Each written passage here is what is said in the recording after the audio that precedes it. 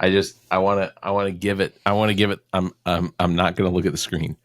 I want to give it the most sincere reaction that I could potentially give you.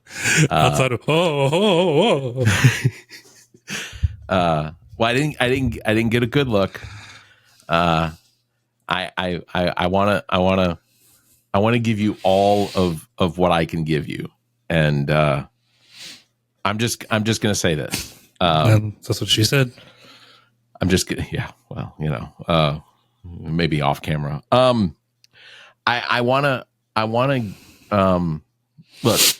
If you're listening to the podcast on one of these podcast platforms that doesn't have video, if you're not watching on YouTube, I want to implore you to go to theallaboutnothing.com, and I need you to go to our YouTube page and go ahead and pull up episode number 211, because I want everyone to see what Zach has had done.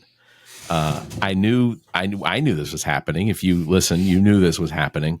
That for Father's Day, his wife Gabrielle went through the excruciating process of bleaching what I can only describe as one of the most black head of hair I have ever known in my entire life.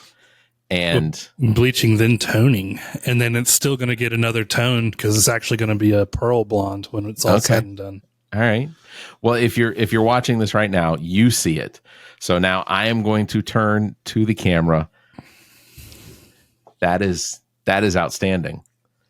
That is outstanding. That looks really good. That looks really good.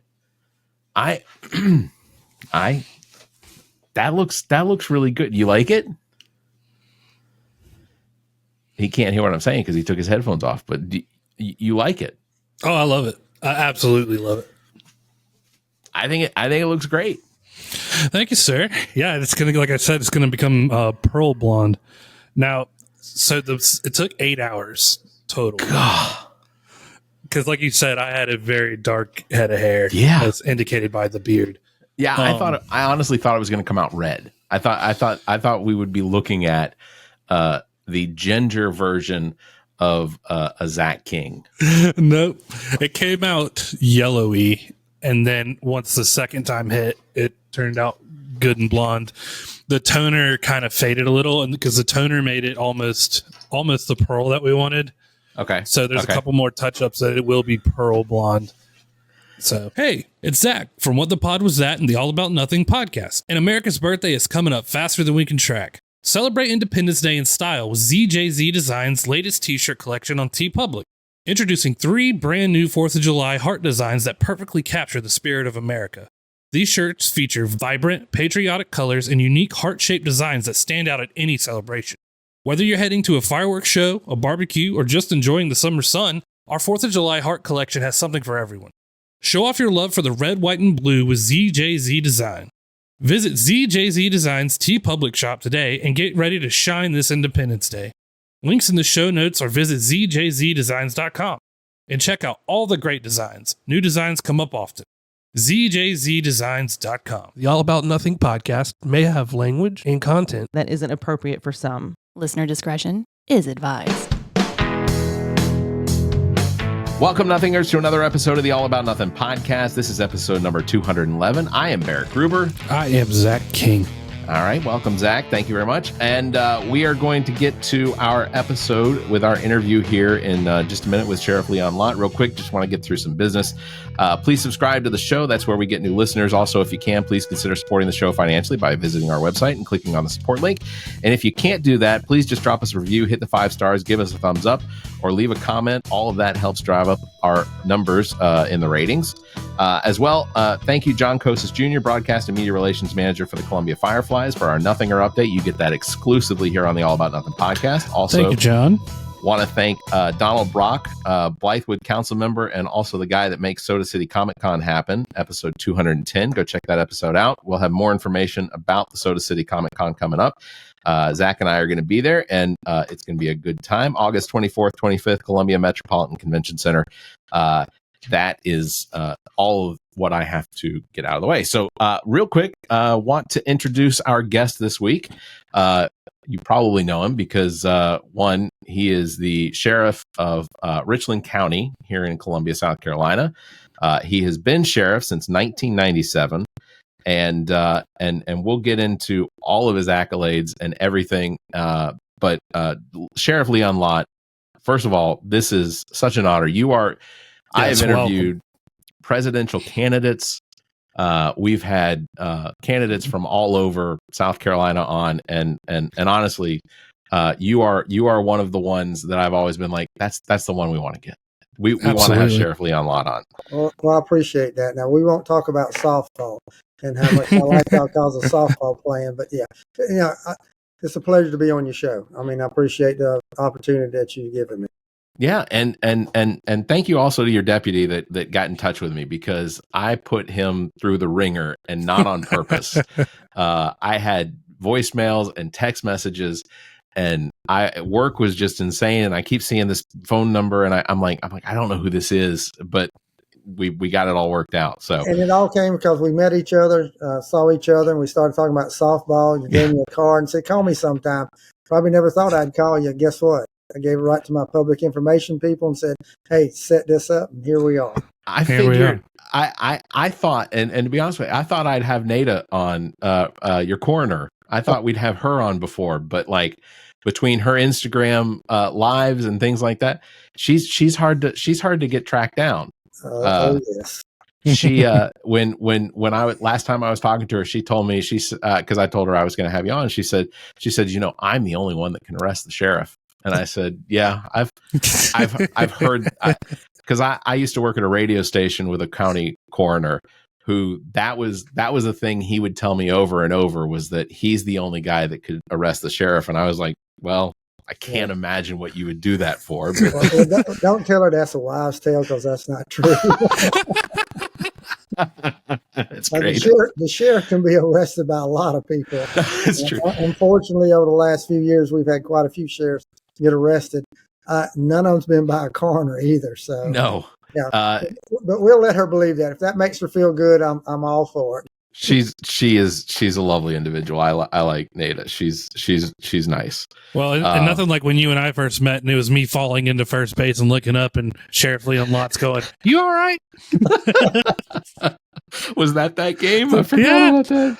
Yeah, I did remember that I was like 32 at the time, and I was like, "Knees don't do that anymore." All right, going down. Yeah, before we started recording, I'm sure Sheriff Lott doesn't need us to go over a lot of the stuff that we talked about, as far as right. we had a softball team, which I thought was a pretty well named Ball of Duty, kind of like Call of Duty, like the military game. But I thought it was a good name. And I thought, just based on the name, we would enter the league and be pretty good. Bravado carries you only so far. Yeah, Richland County Sheriff's Department had some of the fittest individuals I've ever seen play softball recreationally. That was a drinking league, but I never saw any of your deputies drink. They were always very professional. And I said it before we started recording. This was a group of individuals that I genuinely liked playing against every time they come up, because there are teams you that are very aggressive. There are teams but your deputies were always very friendly, and I don't know if that was because you were standing there or in the dugout, but they were just really good. We have to fight people while we're at work. This was play. We wanted to have a good time. So there was nothing that happened on that softball field that was worth arguing about. This was a fun time. That's what we were out there to do, is just have some fellowship and fun and win. I mean, we wanted to win, but we were not there to argue and showboat. That's just really not us at all. No, right.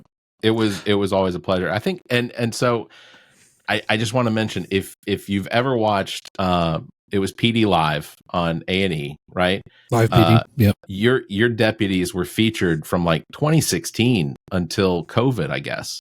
Right. And it's still on the show now. When they brought it back, we're on it. So we're the only original agency that started that's still on the show. So we've been they call it On Patrol Live now. I believe. So live now, and it's just as popular as when it was live PD. How did that come about? I mean, like, does somebody just approach you and just say, "Hey, we have this idea for a television program"? That's pretty much it. We have a reputation in that media market, and we've done other shows, like the Cop Show, and other shows like that where they followed our deputies. So we've got a reputation that we're easy to work with, and we're very transparent. So when the producers were talking about it, they contacted me, asked some questions about it, and we gave them some ideas on what the show should look like. And then they said, well, will y'all be on it? And we said yes, and we've been on it since day one, and we'll continue to be on it. It's been very good for us. It's opened up a lot of doors for us that we never thought about. People say, well, why did you get on it? Well, I don't think you can be any more transparent than being live.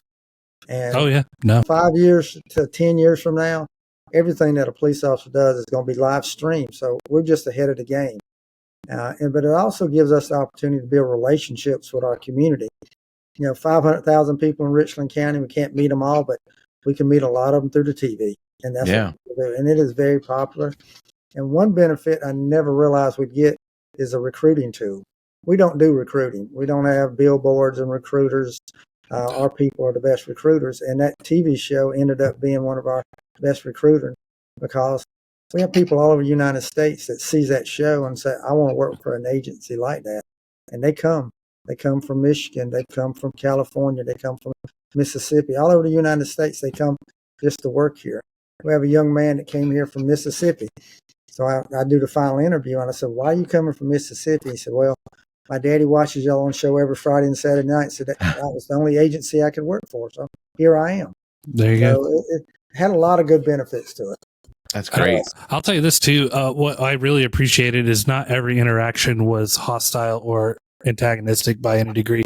That there are so many interactions that ended amicably, that you were police officers being peace officers at the time too, that things ended well, and I loved seeing that.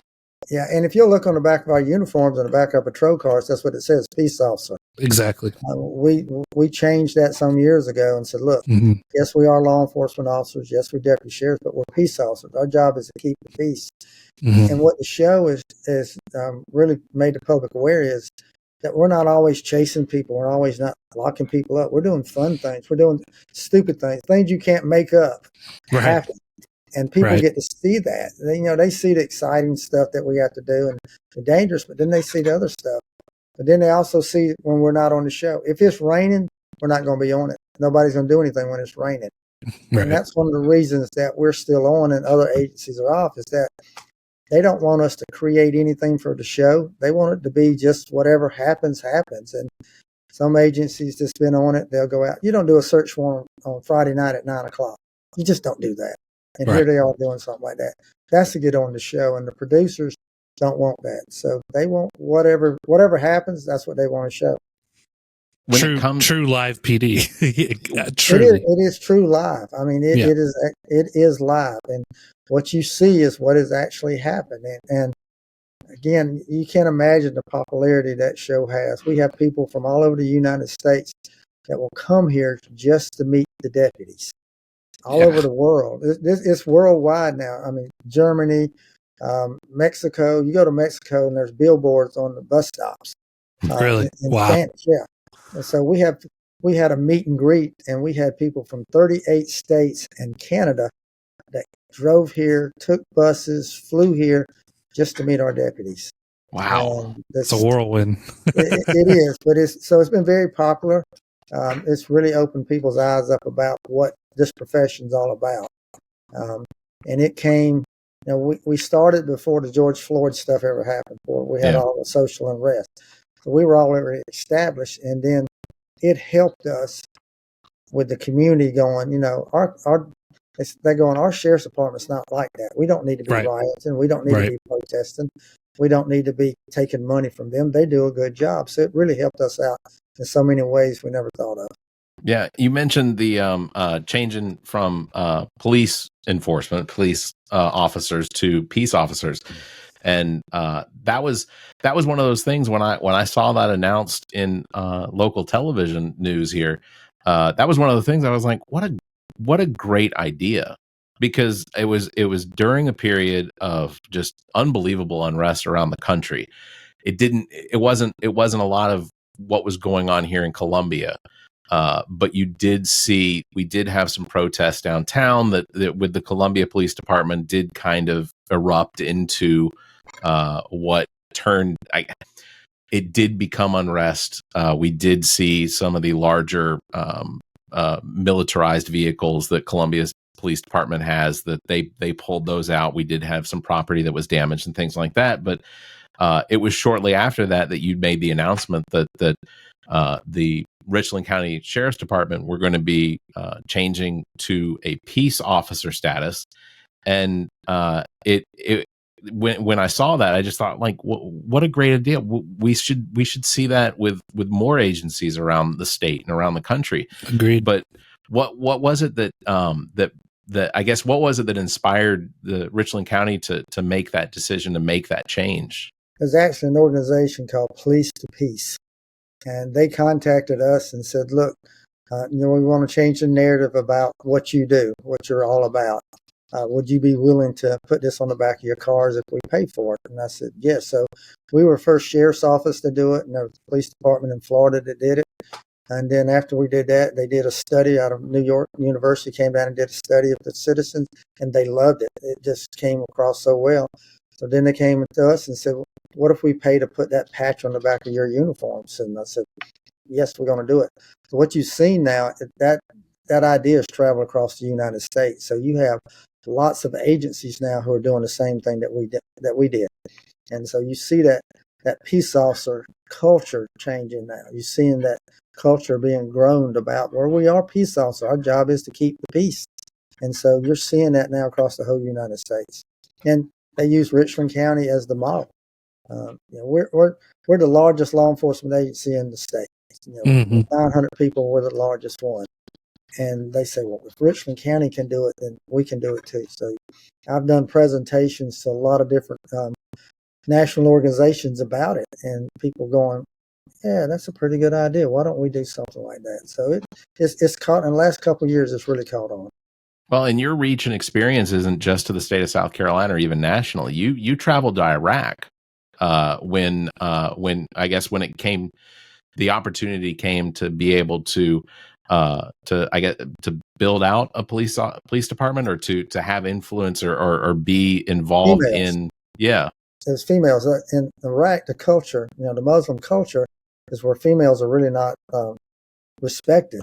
Yeah. For a female to touch a male, is just, you can't do that. Mm-hmm. But in Erbil, which is in northern Iraq, with the police force there, they said, we want to have female police officers. So they contacted me and said, will you come over here and help us develop it? So a female captain at the sheriff's department, I traveled over there, and we helped them develop that. And the first day we got there, no, there was no touching. A female did not touch a male. By the time we got through with the training, they were searching them, they were correcting them, they were doing everything that we do here in America. Right. And they've actually came over twice now from Iraq to visit us and see more of what we do. So we had an international impact on policing all the way into Iraq. And we developed some lifelong friends over there. I will tell you that they protected us. This was 2010. Yeah. The war in Iraq was still going strong. There was still a lot of danger. And Erbil was one of those areas that ISIS really focused on. And here we are, 2 police officers from Columbia, South Carolina, Richland County, and here we are right there teaching them. And it was a good experience. It was something I'll never forget. But we did have an impact on just taking what we do here in Richland County and taking it somewhere else and letting them see what we do. And to me, it was easy. To them, it was probably the greatest thing that you could ever do. Actually, one of their female lieutenants that we helped train wanted to come here and watch us personally. But before her father would allow her to do that, I had to meet her father. Oh, wow. He had to meet me, and he had to give permission for her to travel, to come to America to be able to see us. He wanted to know who she was going to be with, and he had to trust me. And so I had to have a sit-down tea with him, and we talked. We had an interpreter, and we talked, and he agreed and allowed her to fly over and be able to get more training with what we were doing. So the culture was different. But then when we got down to it, we had so many things in common. Well, and That's we're all magnificent. fathers. Zach has a daughter. I've got twin daughters, and you've got daughters. I got 4 daughters. Yes. I got one. That's all I can handle right now. Has having 4 daughters aged you more than you thought it would? Well, I got one sitting to my left who just laughed when you asked that question. Thank you. Also, thank you, Mackenzie, for your assistance, because when I'm not gonna say they've aged me, because they take care of me very well. My daughters, I've enjoyed all of them. All of them completely different. They have different personalities, but I will tell you one thing about daughters: they're very expensive. So Yes, they are. I'm still working, but no, they. You have a special relationship with your daughters. Yeah, and you just do as a dad. And Father's Day was just past weekend, and that was a special time I got to spend with them. So, and having grandchildren now too. With a granddaughter and 3 grandsons, so it's got a full table. You have grandchildren, you get to spoil them, give them plenty of sugar, and then you send them home. Yeah, I got nieces and nephews. They're not grandchildren by any means, but I'll still do the hey, you want to eat? Sure, one more piece of cake. That's fine. You're going home with my sister. Whatever the parents won't let them have, that's what as grandparents and uncles, that's what you do. You give them all of that stuff. Hey, they're with me right now. They get whatever they want. That's right. Well, you mentioned that they're the reason you still have to work, but I think I would, and again, not to blow up your ego or anything like that, but I think that what you do for Richland County, not just as a law enforcement officer, but just you are the face of the sheriff's department and have been for almost 30 years now. I mean, and then all of your experience prior to that. There are things that you have seen in your career here in South Carolina, the changes that have come. One of the changes that I'd really like to get your opinion on, if you can, is this idea behind this new law of an open carry law in South Carolina. And Zach and Bill and I had a conversation beforehand that it really wouldn't have mattered who the governor was. If Cunningham had won, this bill was going to get put into law. If McMaster supported it, it was going to get put into law. But what is the opinion from law enforcement? Because I've talked to people in the military about this specifically, and how disappointed they are that it's become so much easier to purchase and possess firearms in South Carolina.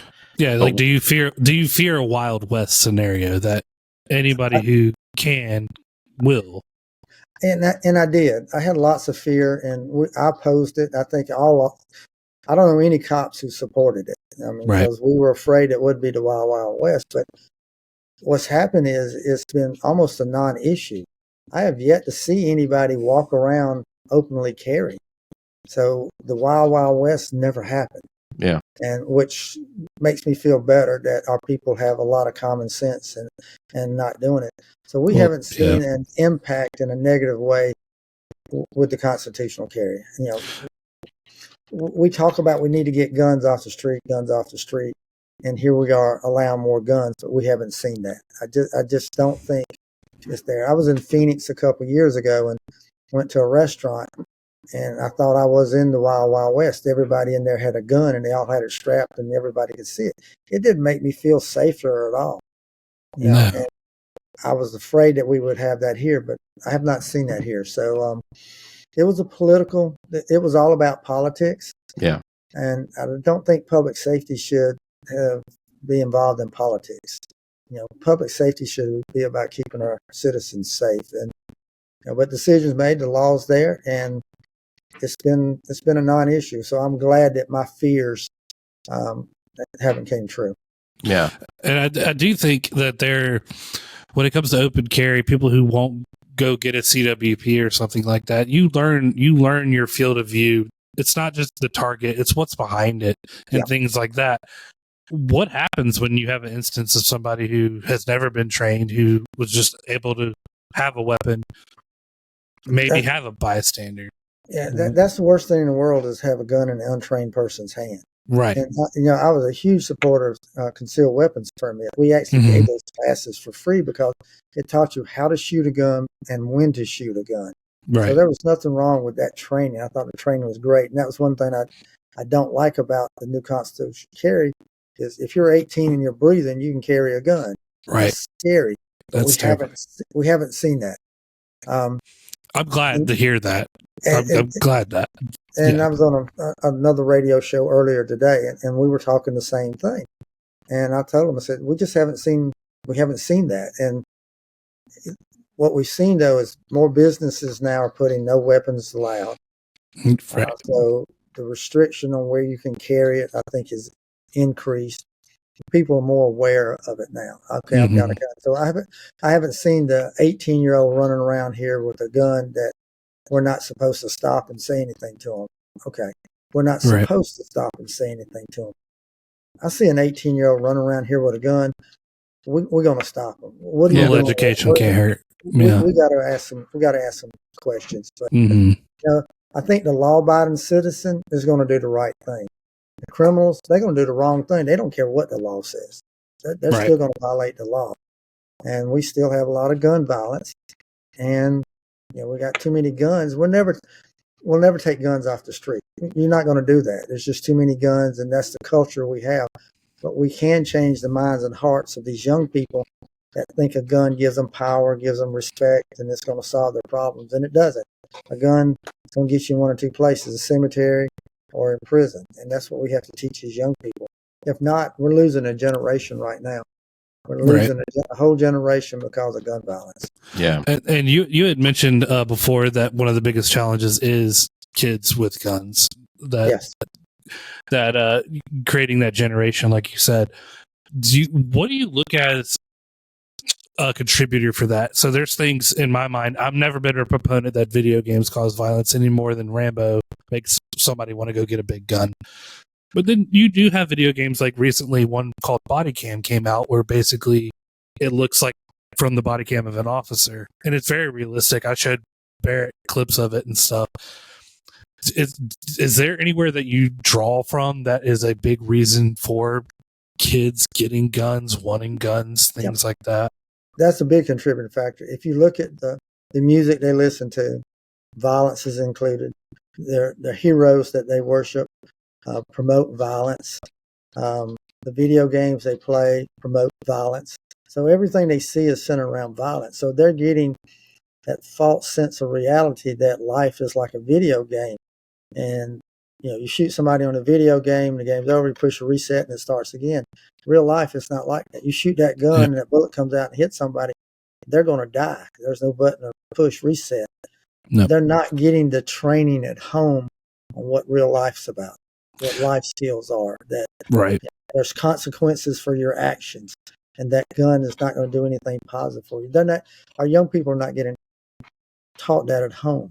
They're not getting taught that anywhere. They're getting taught on the street on that, hey, that gun will make a man out of you. That gun's going to give you power.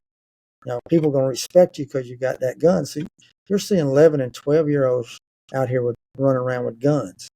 Mm-hmm. I know when I was growing up, that was the furthest thing in my mind at 11 and 12 years old was to have a gun. And I venture to say for you too also. But the culture now with our young people, because they're bombarded so much through so many means that here, this is what you got to do. You got to have a gun. So they go out and they get a gun. Yeah. And I came from a background where I've played video games all my life and things like that. My mom always made it a point when something was make believe or pretend or not okay to point it out to me. My daughter's only 3. She'll go around saying, there's a ghost, there's a vampire, there's a zombie, whatever. And I say, that's pretend. Yes. This is what's separate from life and death. And I think that a lot of parents, maybe, I can't say for sure, but don't sit down and have that, here's reality and here's fiction. Yeah. And there are certain kids who could never maybe, disassociate the two. But I think that's a very big thing. Don't go buy your 11-year-old kid Grand Theft Auto. That's going to do something, right? They shouldn't go see Terminator when you're 9 years old. There's some responsibility on the parental side to figure that out. And the key word you're using is parent. Your mom was a parent. You're a parent. You teach a child from right from wrong. But we have so many adults who live in a house with a kid. Right. They want to be their best friend. They want to let them have anything they want. They have all the privacy they want.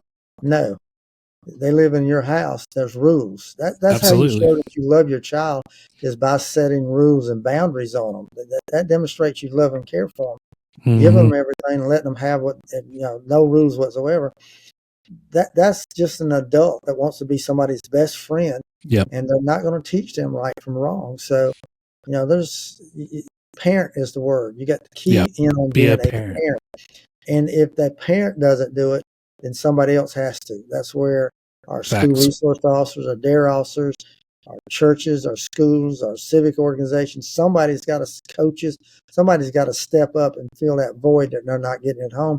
Because if they don't, that child is going to get the life lessons from the street, and the street's not going to tell them the truth. And it'll end the hard way or the sad way. Yeah. And I think one of the things that I like to advocate for is not just being the parent that sets the rules, to set the boundaries, but to be the example of the children, of how you want your children to grow up to be, not necessarily to try and push them towards something, but to be the example, to be a good neighbor, to be someone that helps others in situations. Like one of the things that I always go back to is, are you the type of person that if you are leaving the grocery store, you put your cart away? Are you the type of person that grabs another cart that may not be inside the cart? Are you the type of person that puts that cart away? Do you let your children see you be the type of person that picks up something off the ground and throws it in the trash can?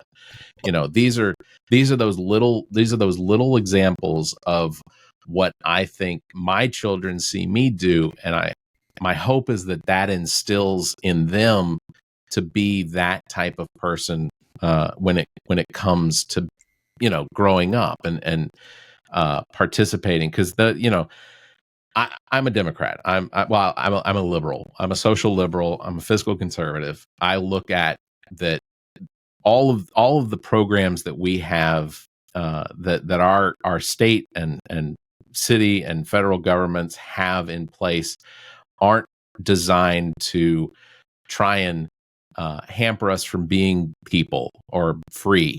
That they're there to help out in situations where we need them.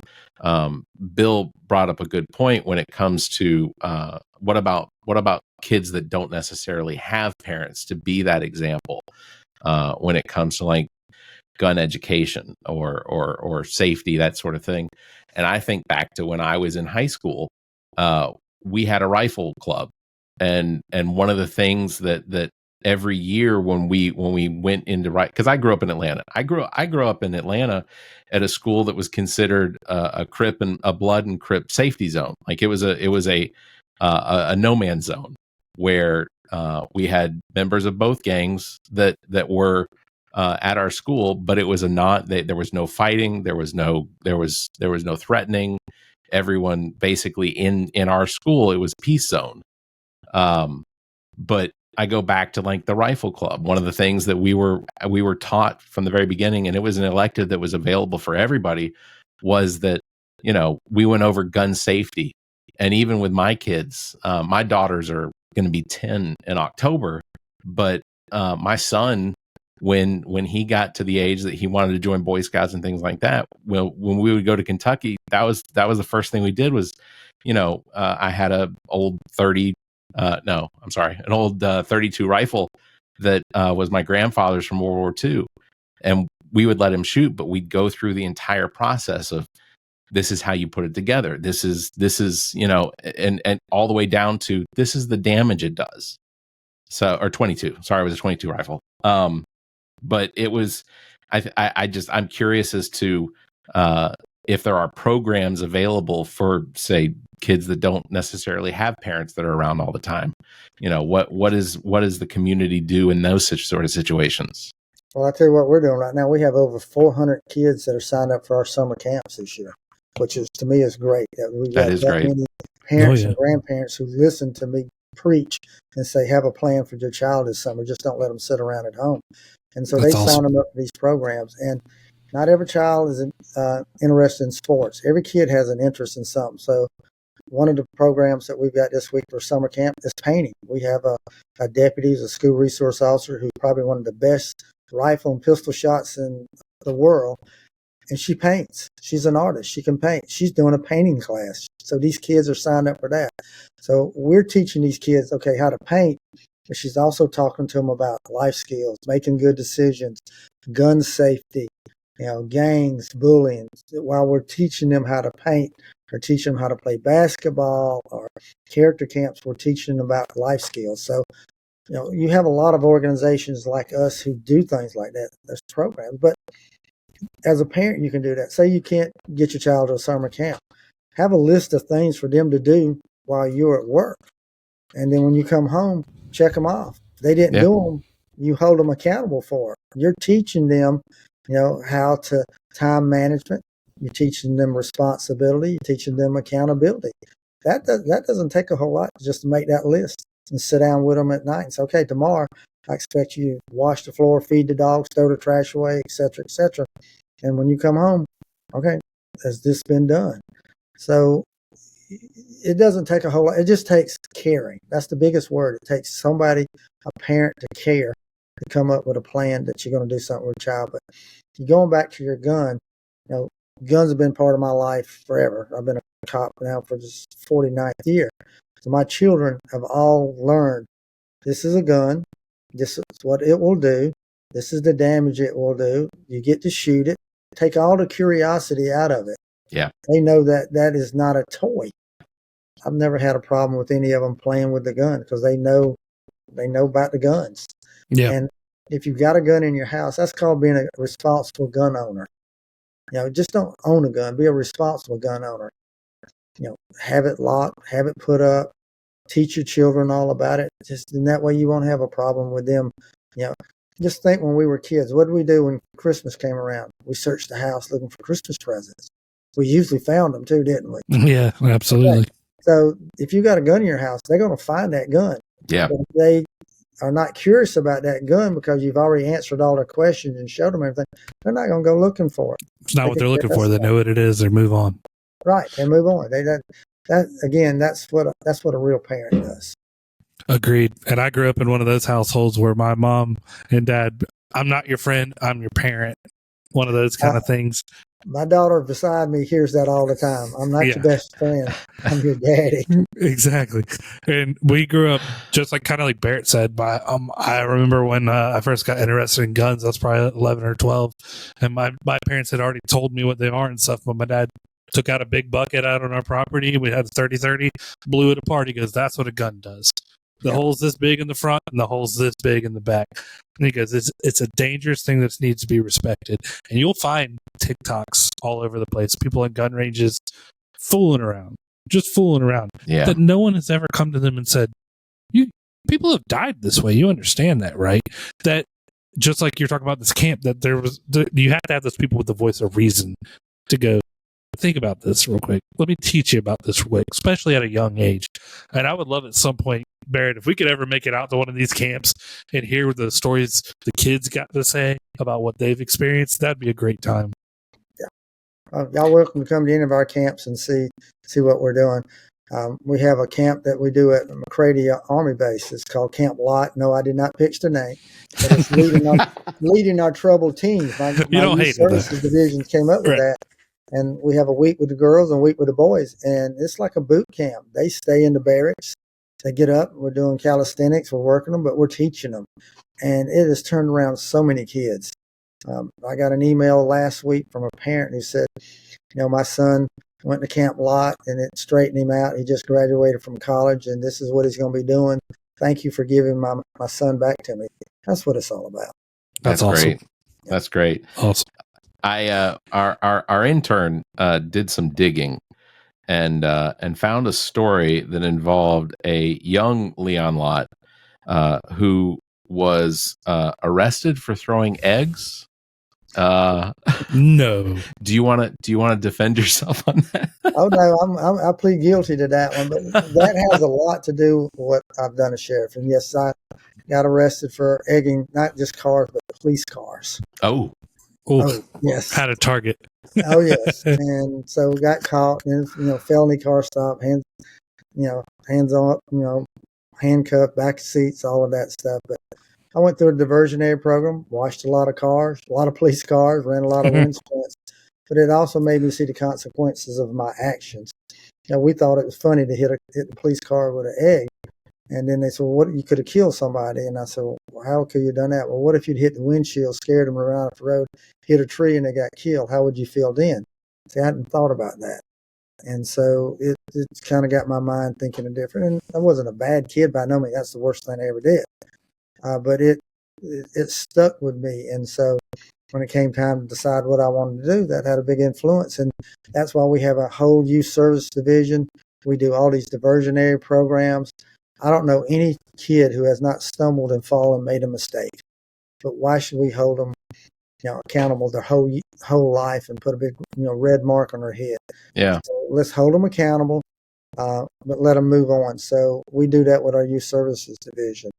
But when we have young kids come in, and we have arbitrators who are citizens just like you, who's been trained, they come in, listen to the facts, and then they say, okay, these are your sanctions. You got to do X, Y, Z. And when you do all of that, then you never get charged. So you don't have that record. But the family has to come in. It's not just a child that's made a mistake. The family comes in. We have a parent support group. Parents go through the program too. So we do it as a whole family, not just the kid who's made the mistake. And it saves. Our success rate in that program is about 95%. Oh, that's fantastic. So, and that's the years awesome. we've been doing it, 20 plus years, that is lots of kids who've went through our programs that, now productive.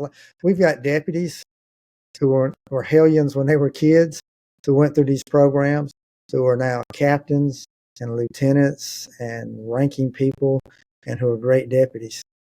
And they went through our program when they were a teenager, and it had such an impact on them that's what they wanted to do, was the same thing. So now they work at the sheriff's department. Yeah, and the example of what is the results of throwing an egg at a police car, or a vehicle traveling down the interstate.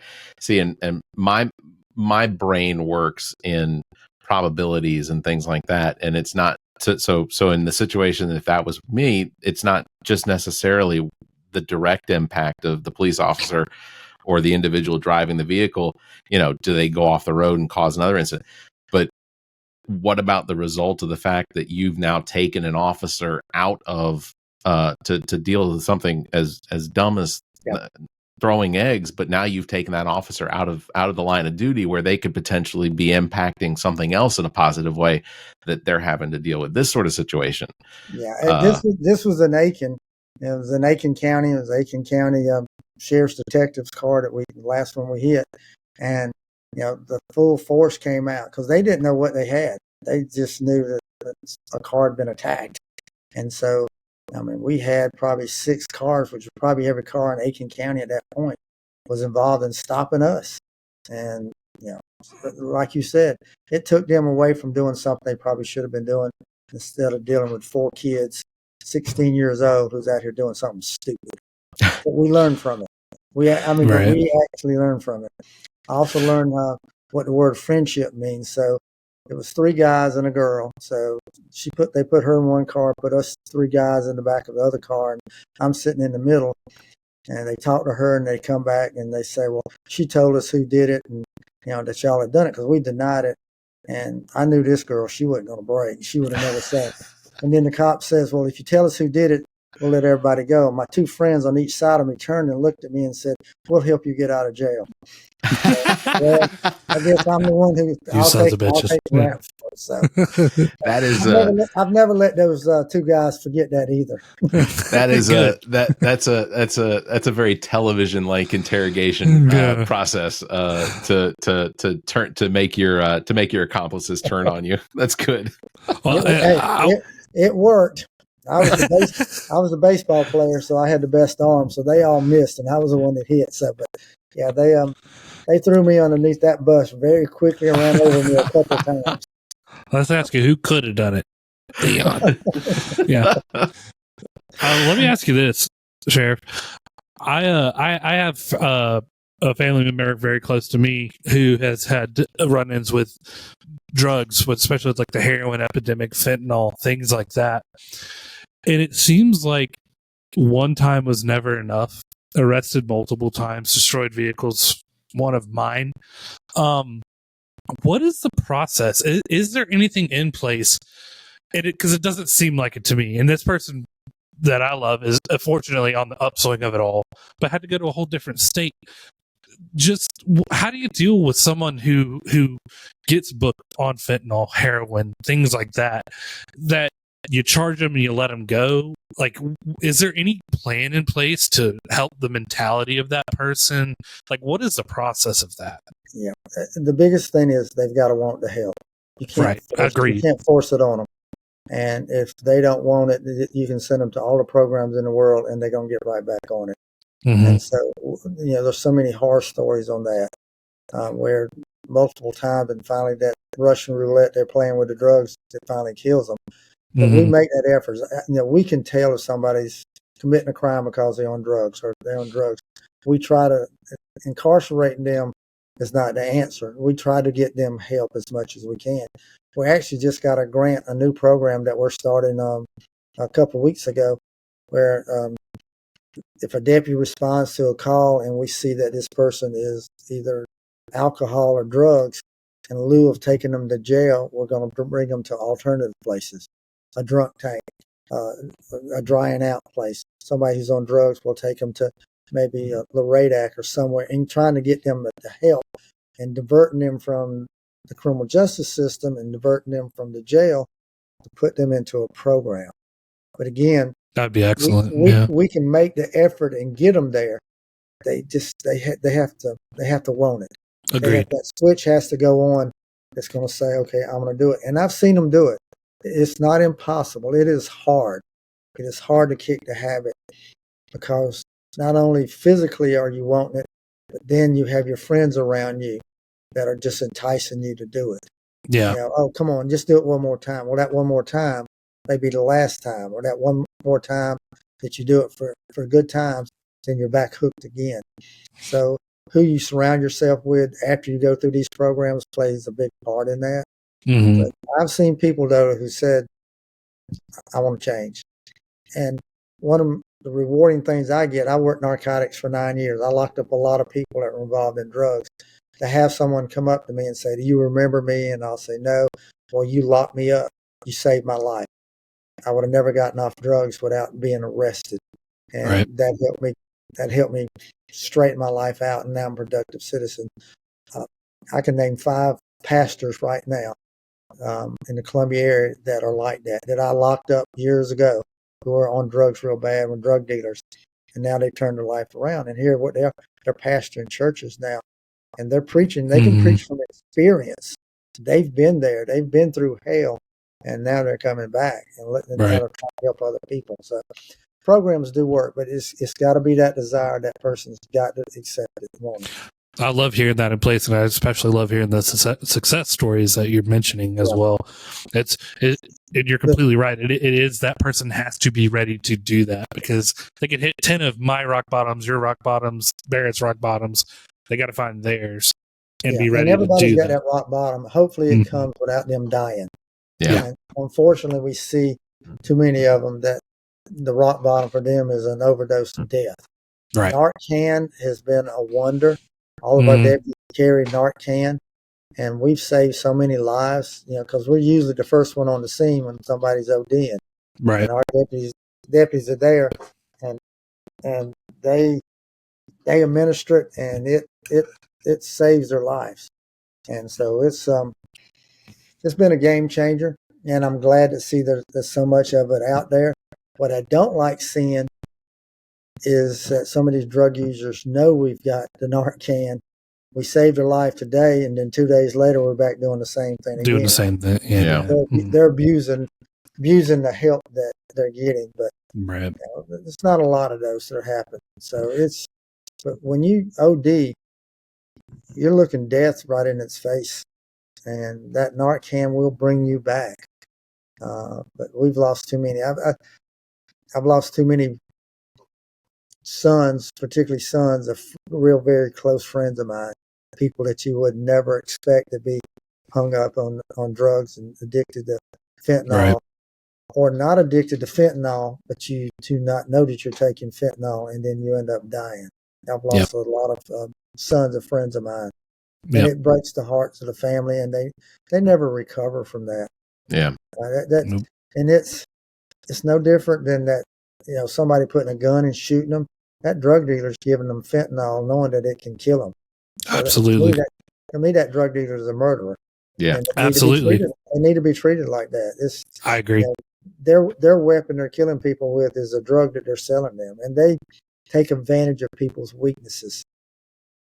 I guess that's one of the things I just don't understand when it comes to drug dealers. I mean, first of all, we recognize that there are illicit drugs that are, the end result is going to be death for somebody. I'm always curious about what that mentality is, as far as like, why would you willingly sell something to someone that you know is going to potentially end their life and take them out of your buyer's market? That doesn't make any sense to me. But I think I don't understand what the use of fentanyl being added to things like marijuana or heroin or some of these other things. It's an additive that they're putting in there that potentially, eliminating a customer, I guess, in that sense. Well, they got so many customers. And the point is that they have so many customers.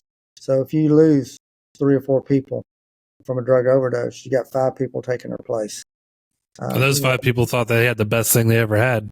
Right. And somebody who uses drugs never think it's going to happen to them. It's going to happen to somebody else. I'm too smart. I'm not going to never OD. You never think you're going to be the one that's going to die. And it's like playing Russian roulette.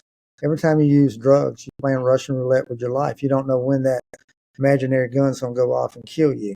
It could happen the first time or the millionth time. You just don't know. But the drug dealers, they don't care. They don't care. And there's so many middle people between that person who may be mixing the fentanyl on the marijuana, who sold to you, and then you turn around and sell it to Zach, and then Zach sells it to me, and then I finally sell it to the person who's going to use it. Us three do not know that it's been laced with that, with this unknown person over here who's done that. Yep. He doesn't care. He's got his money. Yeah. You got your money. You got your money. It's not your dealer. I'm the street dealer. It's mine. So I just find somebody else to replace the one that I just lost. What is the contact with, like, for your officers? What is the contact? The danger of actually coming in, like, physical contact with fentanyl. Like, fentanyl, rarely will you see it absorbed through the skin, but breathing it in. And if it's in the powder form, it's breathing in. But what we've seen with our deputies is the panic attacks that they have, because they know that fentanyl can kill you. And you arrest somebody and you search them and you get white powder on you and they say, oh, that's fentanyl. That deputy's life is flashing from his eyes. They usually have a panic attack. Oh, yeah. They feel like they're dying. And in their mind, they're dying because they're doing a drug overdose. So yeah, they got the placebo from it. Right. So all our deputies do carry the Narcan on them for people who OD, but for each other too. You can actually administer it to yourself. We maintain a large supply of Narcan, and we use a good bit. But it's out there. It's coming from Mexico. The cartel knows the appetite for fentanyl right now, and they're just flooding America with fentanyl. It's dangerous. It's killing people every day. Yep. And it's killing people who look like me and you. Yeah. Well, and then in respect to, so, law enforcement is a brotherhood. It's a sisterhood. It's a family, whether you're in Atlanta or Las Vegas, what is, so in states where marijuana has been legalized, or in states where even other drugs have been legalized, it's not happened here in South Carolina. We haven't legalized marijuana. We're barely on the verge of it. It was introduced in the House a couple years ago, only to be turned right back around because the House doesn't propose law changes. The House proposes changes that affects the budget. But in potential preparation for that, what does Richland County and other law enforcement here in South Carolina look at when it comes to the potential that marijuana may one day be legalized? What does that do as far as preparation? What does that do as far as South Carolina and law enforcement having to take that into account? I think South Carolina will probably be one of the last states to ever legalize recreational use. The medical marijuana can't even pass. And so I don't think we'll ever have to deal with that. But I'm part of the major county sheriffs of America, all the largest county sheriffs.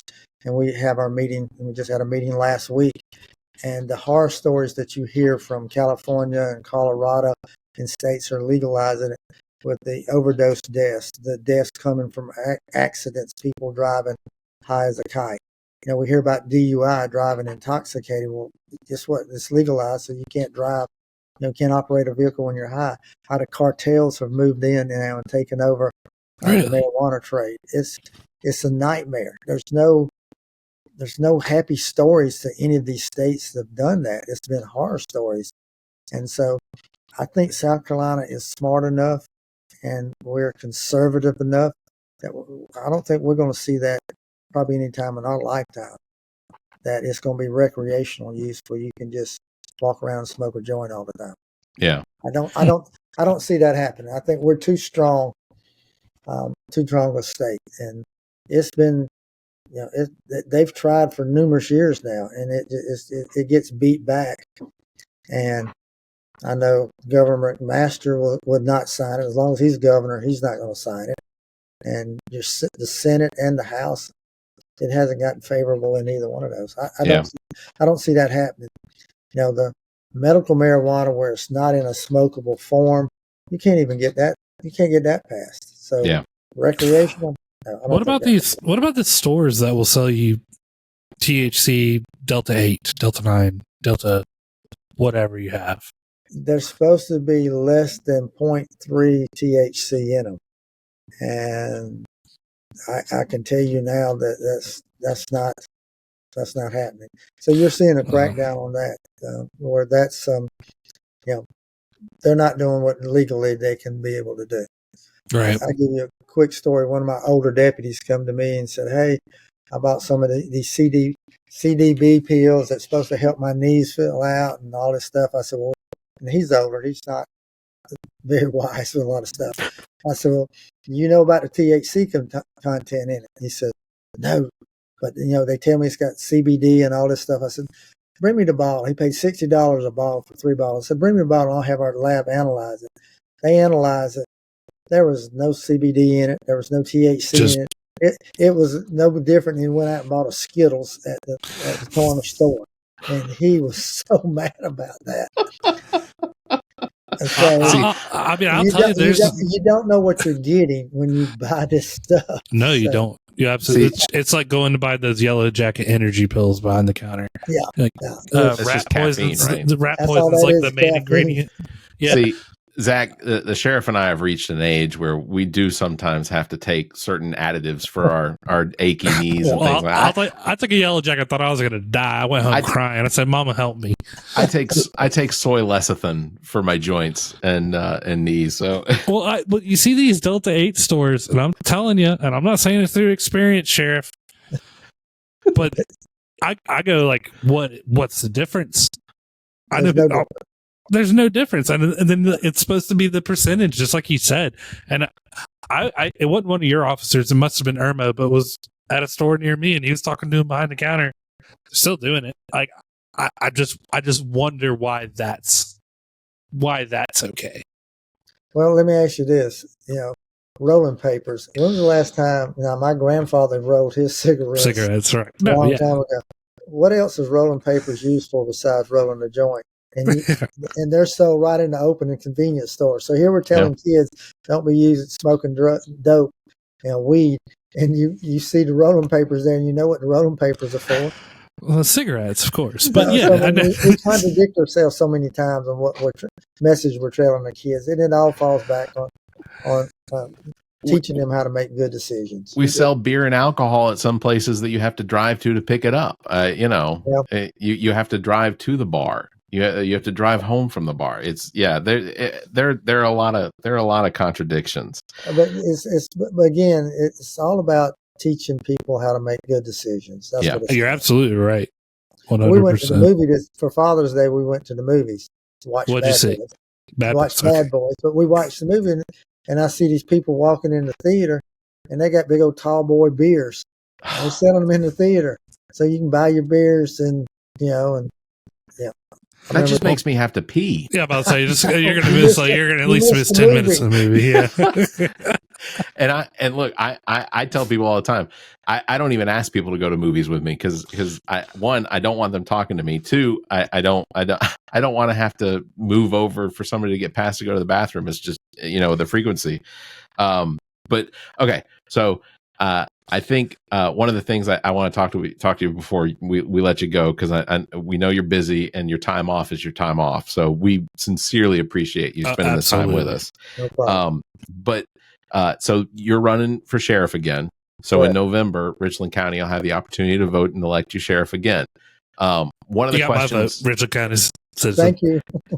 Richland, one of the questions I have about being a sheriff is there a time period where, or is a limit to the number of times that you can run for sheriff, or do you age out of potentially being sheriff? It's unlimited. As long as the people vote you in, you can be sheriff. And I didn't realize that until a couple of months ago that one of the state newspaper reporters who were writing about me running for re-election, he majored in history, and he comes back and he says, "Do you know that if you win this next election, you'll be the longest serving sheriff ever in Richland County?"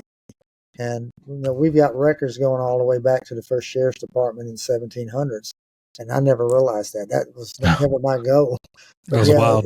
So if I win, this is the 28th year, and I win the next one, and then I'll be 32 years, and I'll be the longest person ever to be sheriff. And I still love it. It's still fun. I mean, just what we're doing today, I love this. Absolutely. Today was, I did 4 different radio shows today and a round table at WLTX, and then y'all tonight. I mean, this is what today was spent, was doing things like what we're doing now. To me, it's fun. I enjoy that. I enjoy getting out and meeting people. All your listeners now, I've met them through this podcast. Absolutely. And it's build a relationship with them. It's, probably most of them never knew. I'm a cop because I got locked up for throwing eggs. And they go, we let them know. Look at him. And this is fun. I enjoy doing what I do. And as long as my health is good, I can still keep up with the young people, and my mind is sharp, and people want me, I'm going to continue to do this. I haven't set a time limit. And I've seen too many cops, they work toward that day that they can quit. Or I'm not working toward a day that I can quit. And I see them, then they quit, and they don't have a purpose in the morning when they wake up. And I've seen so many take their lives and just lose themselves because they don't have a purpose anymore. And I still have a purpose. The purpose is still work out here and try to protect the citizens and keep up with what's going on. And we've always prided ourselves on trying to do today what everybody else is going to do 5 years from now. Yeah. I always want to do new stuff. So I'm constantly asking my people, what's the newest thing in forensics, newest thing with DNA, the newest thing with like the On Patrol Live and Live PD.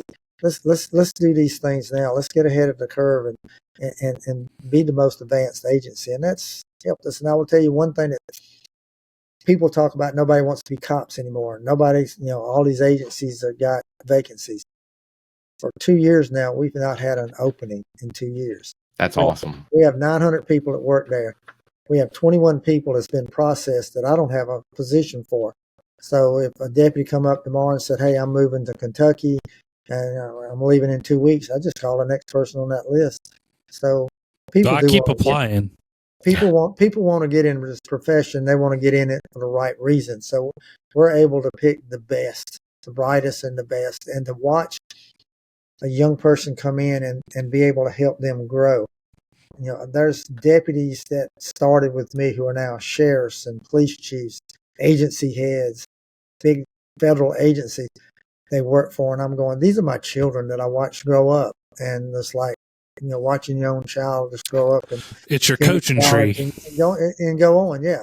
I mean, I can sit here and name police chiefs right in Richland County that we've got that were deputies at Richland County. Yeah. And you talk about Scott Faust.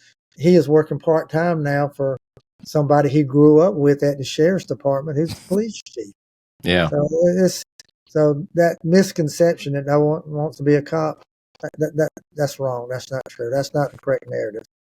Well, I have to say that you've only not been sheriff for 2 years of my entire life, and you have been the beacon. I've gotten to meet you a couple times with my grandmother who worked at the fire department growing up, and just Richland County, you've done a hell of a job running it. Well, and I appreciate it, and you do have my vote. And in the future, if you continue to keep going, I'm right there with you. I appreciate it. And if we play softball again, I'll let you be safe at first base. Oh, thank God. Even if I have to get out of the dirt real quick. Did you hear that, Zach? I'll drop the ball. It'll just fall out of my glove. He's gonna handicap it for you there, Zach. That's terrific. Listen, I've been going to the gym for the last 2 weeks. I'm working on it, so you might not have to. Just avoid leg day before softball. That's what I would suggest. Well, Sheriff Leon Lott, sincerely appreciate you being on with us. Also, want to thank your Deputy Waiver for making sure that I knew that you were available for us. And honestly, anytime I see you out, I'm gonna approach you. And my suggestion is anyone just come talk. Richland County Sheriff's Department is a different breed. It's the best in the business. Yeah. Well, I appreciate it, and let's do this again sometime. Please, yeah. You said it, let's do it. Sheriff, when you get reelected, and I know you're not looking towards retirement and you're not looking at it, but my last question would sincerely be, what would a retired Sheriff Leon Lott do on a daily basis? We talked to Carrie Tharp. We can get you. We can get you up to Darlington golfing. Nothing. I don't golf. I hunt, but when I quit, I'm through working. That's it. I'm not going to be a consultant anywhere. I'm done. I'll be done. Well, Sheriff, Zach and I have a standing invitation to go out to the Darlington Country Club to go play 18 holes. Oh. Even if you don't play, I'm gonna get a hold of you, and I think that we should all the three of us with Carrie Tharp, last name Carrie Tharp, who used to be the we need to go out there and four of us will go play a round of golf. All right, we'll go do that. We'll have a good time. Absolutely. All right. Well, Sheriff Leon Lott, Richland County Sheriff's Department, sincerely appreciate your time. Again, we know it's busy and bring the daughter on. Mackenzie, thank you as well. Tonight, and my technical advisor tonight. There you go.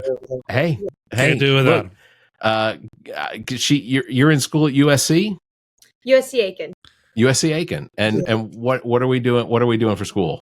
I'm studying special education, and I play basketball for the team. That is nice. Special education is another thankless job. Like trying, yeah. Sheriff, how many of your family members are out there doing jobs that are underappreciated and underpaid? All my daughters. First one does adoptions for the state.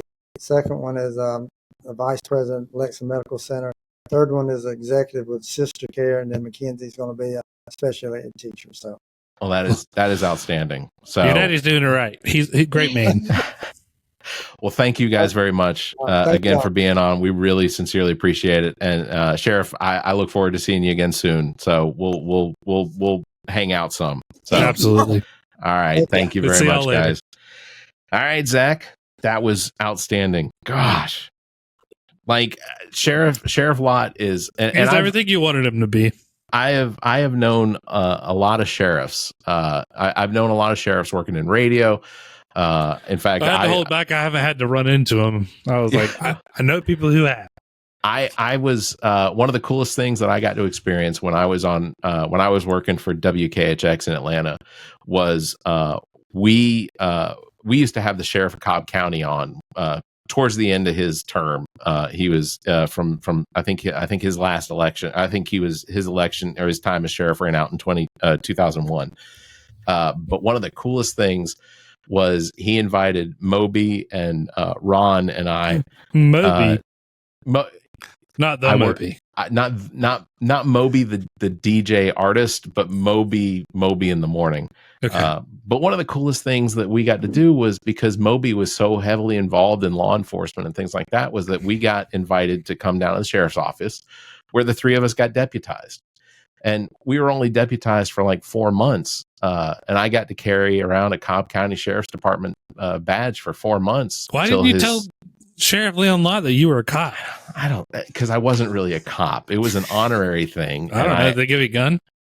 No, all I had was a badge. But what was funny was the sheriff, and I can't remember what his name was. You had the respect, not the authority. Yeah. But like the sheriff told me specifically, he said, you get pulled over, just make sure your driver's license is underneath that badge. So when you have to pull your driver's license out and your registration, you pull it out, you show them a badge first. Oh my God. Why did we not ask Leon if we could get deputized? Well, you can bring it up. We can probably bring it up somewhere around hole 9, hole 10.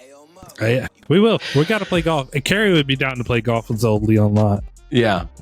Carrie, and thanks again to Carrie Tharp for being on with us. I want to keep saying Carrie Shrug, which was not Carrie Shrug. Carrie Shrug. Carrie Shrug is that person. Tharp. Yeah, Carrie Tharp. Episode 209. Go check out that episode. We are not yet. In fact, Carrie, if you want to liaison that would be great. Because I will. Oh yeah, go work, because we're best friends. Yeah, he's actually been texting me. Has he? No. That's awesome. That's awesome. Oh, he's gonna watch this and be like, I haven't texted him. What are you talking about? All right. Did I? Yeah. Again, thank you very much to Sheriff Leon Lott for being on with us again. Also, thank you to Deputy Weaver for making sure we got in touch, and Mackenzie Lott for making sure that the sheriff had everything he needed. Oh, and she plays basketball at USC Aiken, so I'm definitely going to watch that. Let's see. Okay. Cool. Let's see. Very cool. That's awesome. We should do this because we're going to talk to Bill after this. Yeah. Listeners, right now, you're not going to hear it. No, you're not. Patrons, you could get Afterthoughts with Bill Fry. That would be good. Yeah, we could do Afterthoughts with Bill Fry. I want to hear what Bill has to say. That'll be good. Do you? That'll be good. I do want to hear what Bill's thoughts is. We'll record that. We'll do that we'll add that as a members only thing. So absolutely. Become a member. That is gonna do it for episode number 211. The All About Nothing podcast. We've been doing 211. 211 episodes. Even the 11's heavy, right? It hits most a little podcasts differently. Don't live past the 11. Put 200 on the top. Yeah, it hits a little differently. Thank you again, Sheriff Lott, for being on with us and everyone that made that happen. Also, links to past episodes, podcast platforms, merchandise, social media, all available at our webpage, theallaboutnothing.com. And if you think our financial model of giving away free content and entertainment is silly and you're in the giving mood, why not become an official Nothinger? Support the show monthly, members only. They get access to this episode as well as other exclusive content. You can make a one-time donation as well if you want through the same link, theallaboutnothing.com. And if you'd like to be a part of the show, you can call and leave us a message. Telephone number is 803-672-0533. Zach will make sure that we play that on the air. You can email us, the show at theallaboutnothing.com, or you can join our Discord server. Links are available at theallaboutnothing.com. That's it. That's all of it. I've got nothing else. This was another outstanding episode. And quit playing. You can hit stop now. All right, guys. Why are you still listening? I just want to point this out. Not about politics. Wasn't a candidate. Not at all. It hasn't been about politics for the last 3.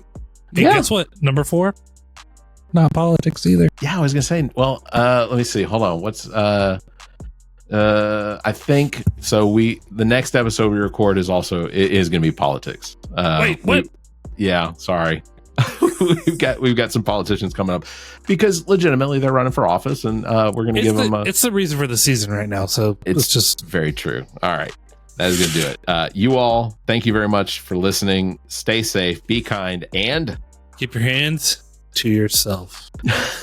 The All About Nothing podcast is produced and engineered by me, Barrett Gruber. Thanks to Cake for our intro music, Sick of You. You can follow everything Cake the band at cakemusic.com. Thanks to Muff the producer for our outro music. You can follow Muff on Instagram at Muff the producer. I am Barrett Gruber. You can follow me on Instagram and Twitter at Barrett Gruber or visit my linktree /Barrett Gruber. Want to support the show? Visit our webpage, theallaboutnothing.com, and become a member. There are several tiers available, including memberships that give you early access to episodes as well as exclusive content. Visit theallaboutnothing.com. To find links to our social media, merchandise, and past episodes, visit theallaboutnothing.com. If you'd like to be heard on the show, you can call and leave us a message. Dial 803-672-0533. If the time between these episodes is more than you can handle, check out our partner podcast. Zach and I host What the Pod Was That with Carrie Simmons. Visit whatthepodwasthat.com for links and details. Me takes a deep dive down the rabbit hole in episodes of Welcome to Wonderland. Available on all the podcast platforms. Visit WTWLpod.com for details. As well, you can listen to the political and social conversation between Dr. Jamela Brooks and Bill Kimmler on Black, White, and Blue in the South, available wherever you listen to podcasts. Please subscribe and share this show. If you're on YouTube, please like and hit the notification bell. Thank you for listening.